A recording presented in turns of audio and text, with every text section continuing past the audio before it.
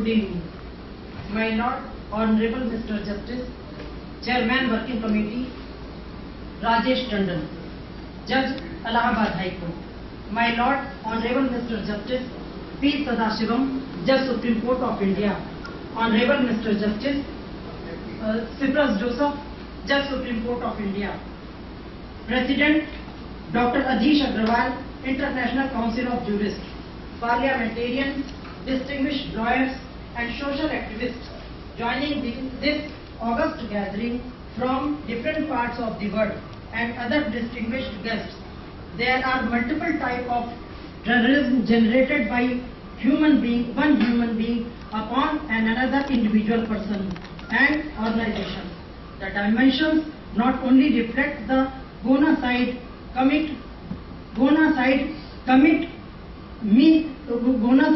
meaning thereby killing of one human being by the individual terrorist. There are also international terrorists on the ethical foundation, military terrorism on the behest of political power, terrorism just to empower the place in government by our parliamentarians, the terrorism having the atrocities committed upon women and children by the man dominance, and lastly the terrorism on the psychological arena having fear psychosis upon the innocent.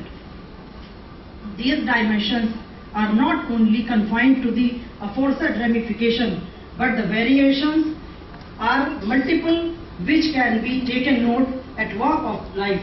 The responsibility to eradicate the terrorism lies upon the government. Notwithstanding, the government itself became a stimulator just to get over the political ambition and the dominance. Sovereignty of a particular nation sometimes also attributed the minimum amplification of the terror hidden behind in such dimensions. One has to find out an atmosphere where the respect is given to the human values, environment and the proper distribution to the natural resources amongst all the human beings throughout the world. If we take the example of India, the burning example regarding China's claim on Arunachal Pradesh, Pakistan's claim on Kashmir, and most recently the confrontation between Tibetan protesters and China's troops shows a different face of the problem. The tragedy lies in the fact that supranational organizations such as the United Nations, designed to provide some sense of international order, have proved to be incompetent. International law stands to be one of the weakest laws of the land. Therein comes the all-important role of media. It should not report to the world remaining a slave to its national terminology. There the responsibility is to do away with its narrow national clock and adopt a global, humane and factual opinion. They must not silence themselves from reporting the reality. Cross-border terrorism is a concern worldwide, and all the forms of media should serve the international interest here rather than national evil. Terrorism is a political policy used for goal attainment via backdoor. Executing a terror attack becomes a difficult task if media and political support is withdrawn.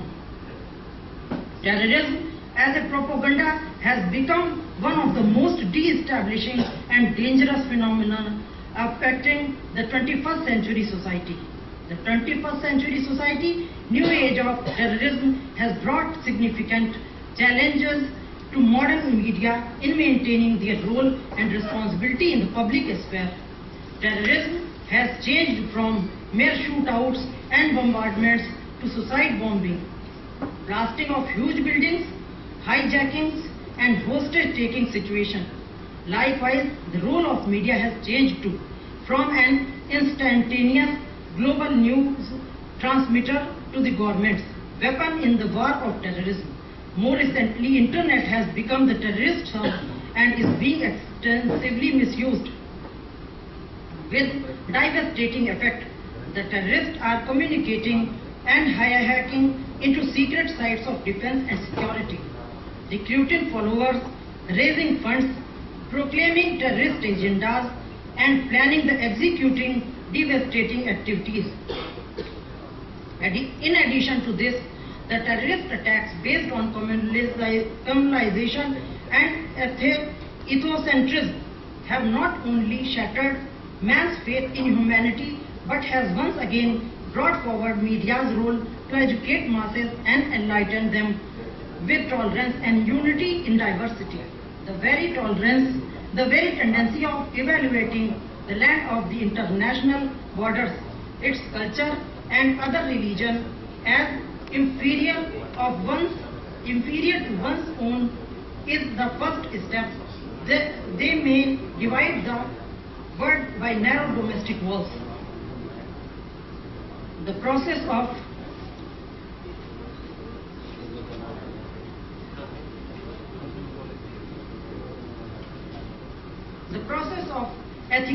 ethnic cleansing so adopted by Hitler is still raw in people's heart and minds.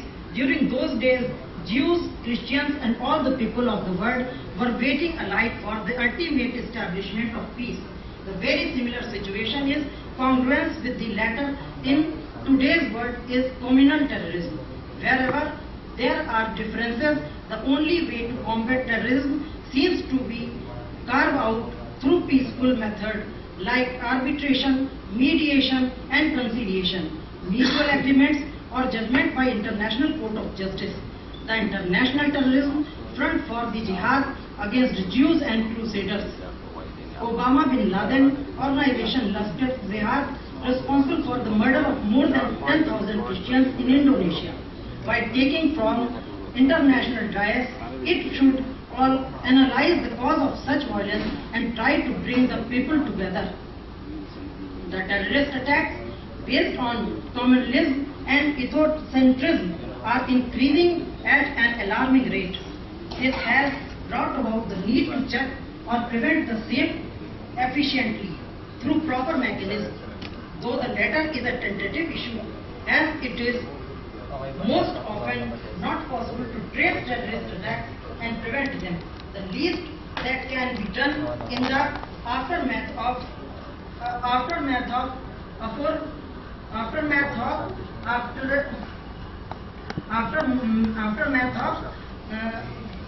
assertion attacks against terrorist attacks, least that can be done in the aftermath of assertion attack in the attempt to trace down the wrongdoers, penalize them in respect of proper administration of justice. I would say that these type of lectures which are initiated by this organization are very important, and the reason being, today we are living in the world of organization. I am not referring to economic or financial globalization. I am referring to legal aspect of globalization, and urge may be lead to a big search. An idea wins the world. The battles are not fought at the battleground, but the legal luminaries, but they are discussed in the auditorium, courtrooms, and also in social gatherings. Advocacy, not a craft, a trade, a business, but calling against injustice. Thus, every lawyer has burning desire to participate in the discussion, where the eradication of prevailing maladies may be done to strengthen the rule of law in the society. Thus, I will thank the organizer of the International Council of Jurists, especially to Dr. Adhish Agrawala and his associates, who has tremendous inertia to mold the present scenario to its perspective. Thank you. Thank you, Kirti Srivastava. Now I will request Mr. L.D. Rajendra Prasad. Joseph Judge, Supreme Court of India, Dr. Adhish Chandra Agrawal, Senior Advocate of Supreme Court of India, and convener of the conference. Justices, judges, lawyers, parliamentarians, colleagues, social activists from different parts of the world. I am honored to share this platform with all of you. I come here with the hopes and aspiration of not only the students of the CMS Lucknow in India, which is not only the world's largest school recognized by the Guinness Book of World Records, but also the recipient of 2002 UNESCO Peace Prize, and also the expectations of the 40 crore children in India and the 2.40 billion children of the world and generation yet to be born. The children are the future of the world prosperity. They are suffering from self-productive violence associated with the factor in relation to the environment crisis.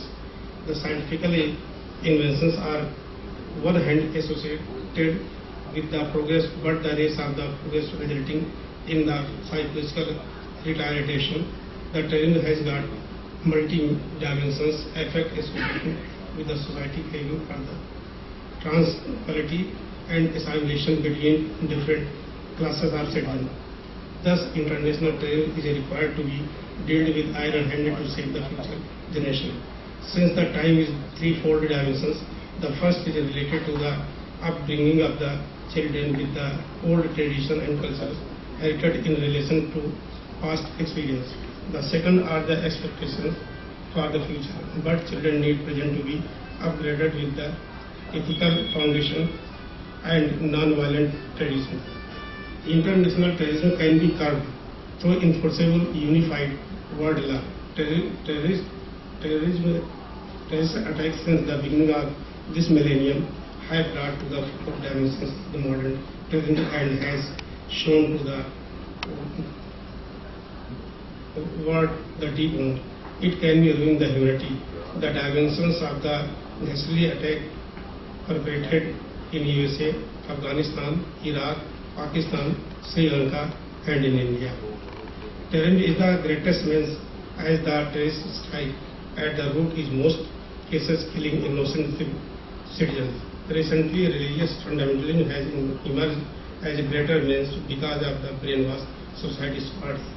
After the end of the so-called Cold War, the United Nations United States had tried to act as an international policeman and maintain law and order, but its actions lacked legitimacy and have often been criticized, sometimes even by the traditional American allies. However, since the 11th September, international terrorism has emerged as the biggest threat to civilized living and to the modern nation states. International terrorism is the result of international lawlessness, a grim scenario where people opt the violence, a destructive act to draw attention to their grievances, real or imaginary, for which they feel the system does not offer any remedy. Even if it be true, in any or some cases, it does not justify wanton killing, violence and terrorism. At the same time, state-sponsored terrorism by way of attack on another country on false pretext and encouragement, assisting and sending terrorists across the borders and killing of innocent civilians can be no means be justified. Some people mistakenly believe that there are some international laws, but in reality there is no any enforceable international law that is universally applicable to all the countries and people of the world. A law that has no legal sanctity is not a legally enforceable international law, which does not carry a penalty for its violation, cannot be called a law at all.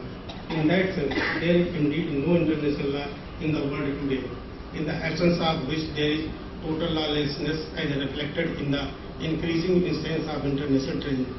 Today, international terrorism demands enforceable international laws because international terrorism can be curbed only through enforceable international law and not by war, whether it is between two or more countries or even a world war.